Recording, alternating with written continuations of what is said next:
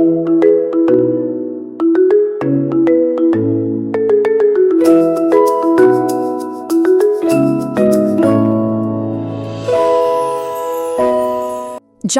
Grade 9 learners, welcome to today's Explainer. I'm so glad you're here. Today, we're continuing our CBC journey by diving into Strand 2, Living Things and Their Environment. And you know what? We're focusing on something absolutely amazing, nutrition in plants. I want you to completely change how you see the plants in your shamba. They aren't just quiet, green things sitting there in the dirt. No, they are actually busy, bustling food factories. So let's take a nice, careful journey together to understand exactly how they work. Okay, here is our roadmap for today's lesson. We will start with how living things feed, then explore the leaf as a food factory, and peek inside its structure. After that, we'll break down the actual photosynthesis process, look at what affects it, and wrap up with a quick summary to get you perfectly ready for your next lesson. Let's jump right into part 1, how living things feed. Think about this for a second. How do you get the energy to run around, play football, or study? Now, compare that to a maize plant. How does it get its energy? Well, the living world is basically divided into two camps when it comes to feeding. First, we have autotrophism. Plants are autotrophs. Think of them as their own master chefs. They literally manufacture their own food using very simple everyday stuff like carbon dioxide, water, and minerals from the soil. On the flip side, we have heterotrophism. That's us. We humans and all animals, well, we can't make food inside our bodies, can we? So we rely on ready-made food by eating those plants or eating other animals. Now, for our clever plants, the secret to being an autotroph is an incredible process called photosynthesis. Basically, it's the process where these organisms make their own food from simple things in the environment, like carbon dioxide and water. But just like any factory, they need power to run the machines. And their power source? Sunlight energy. Think of sunlight as the special electricity that powers this entire biological factory. No sun, no food. Moving smoothly on to part 2, the leaf as a food factory. If the plant is the whole company, then the leaf is its main manufacturing plant. Let's look at the outside of this factory. We have the petiole. That's kind of like the access road connecting the leaf to the main branch or stem. Then there's the lamina. This is the broad, flat part, and its main job is to act like a giant solar panel to trap all that wonderful sunlight. We also have the margin, which is just the outer edge, and the leaf apex right at the very tip. And you know, plants are incredibly smart at adapting to where they live. For example, in dry, arid areas, you'll see plants with tiny, needle-like leaves to save water. But in wet areas, they grow big, broad leaves to help lose any extra water they don't need. All right, let's look at part 3, inside the leaf structure. Now, imagine we are shrinking down, really, really small, and stepping right inside the leaf. Looking from the top layer down to the bottom, here is what we'll find. First up, the cuticle and epidermis. This acts like a clear, waterproof roof protecting the leaf, and it has these tiny little doors called stomata pores. Just below that roof is the palisade mesophyll. This is the main factory floor, everyone. It is packed super tightly with cells to catch as much sun as possible.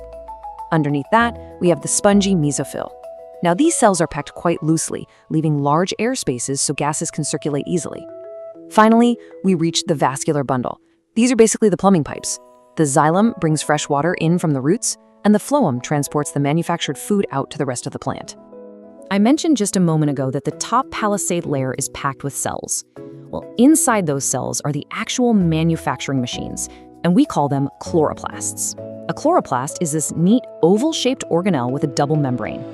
Inside, it has these little stacks called grana, which hold the green pigment we call chlorophyll. These grana just float around in a fluid called the stroma.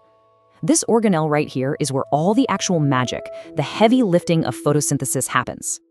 So, an absolutely crucial point to remember for your exams is how perfectly this leaf factory is designed. It's a masterpiece. The broad lamina gives it a huge surface area for catching sunlight. The numerous stomata allow all those important gases to easily enter and exit. Its thin structure means those gases don't have far to travel at all.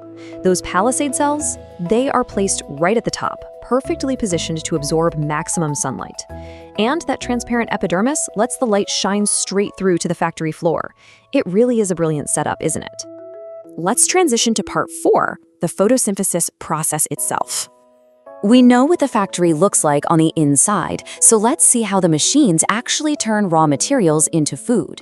Before any manufacturing can begin, the plant absolutely needs two raw materials: one, water from the soil, and two, carbon dioxide from the air.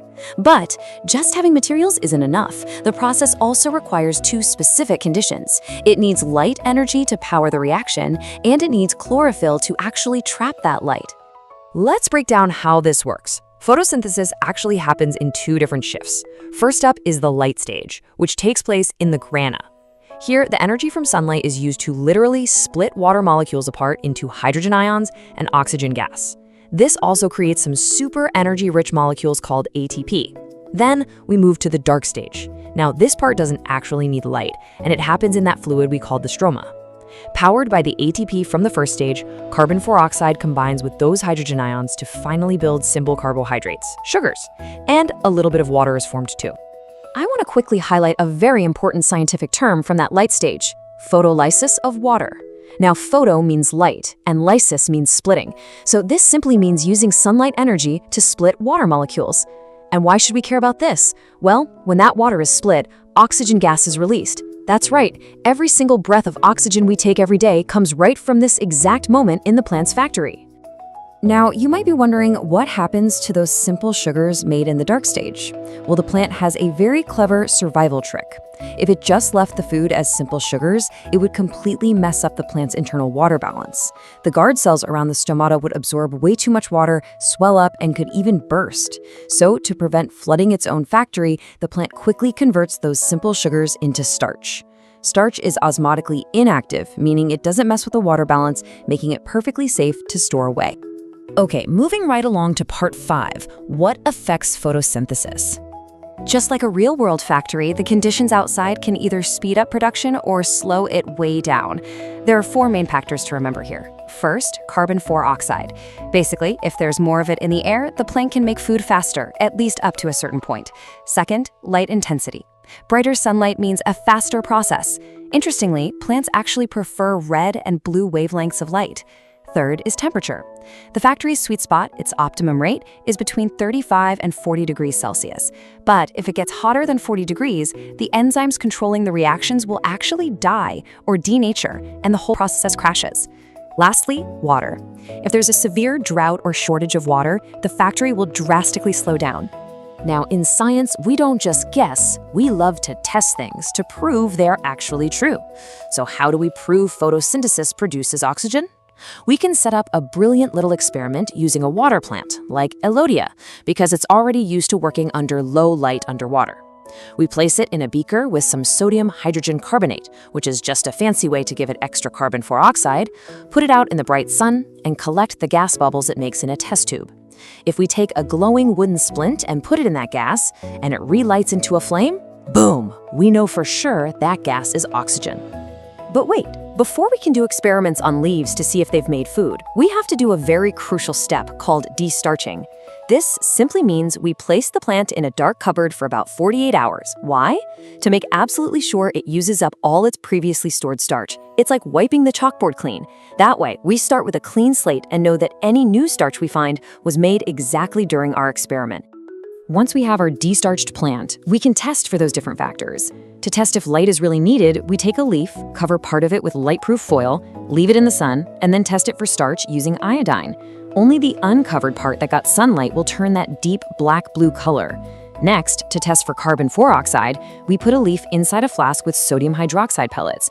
Those pellets absorb all the carbon dioxide in the air. When we test that leaf later, zero starch.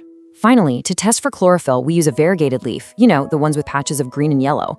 We'll find that only the green patches, the ones with actual chlorophyll, will produce starch. And that brings us to part 6, summary and next lesson. Fantastic job, grade 9s! We have successfully completed our tour of the plant factory. Let's quickly review your big takeaways to lock in for your exams. Number 1, plants are autotrophs. They are the ultimate chefs, manufacturing their own food. Number 2, the leaf is a masterpiece, perfectly adapted to trap light and circulate gases. Number 3, photosynthesis happens in 2 distinct shifts, the light stage in the grana and the dark stage in the stroma. And number 4, Environmental factors like light, carbon dioxide, temperature, and water directly control how fast this amazing factory operates. Before we wrap up, I want to leave you with something to really think about. Consider this. If every single plant on Earth just stopped photosynthesizing today, what would happen to the rest of us? Think about it. Without their light stage, our oxygen supply cuts off. Without their dark stage, there is absolutely no food at the base of our food chain. Literally, our very survival depends entirely on these quiet green factories. Pretty amazing, right? Thank you so much for joining me and learning so wonderfully today. Make sure you keep revising your notes and always stay curious about the amazing living world around you. In our next explainer, we are going to explore the fascinating world of respiration. That's where we'll discover how living things actually unlock and use the food that these plants have worked so hard to make. Until then, kwaheri and happy studying.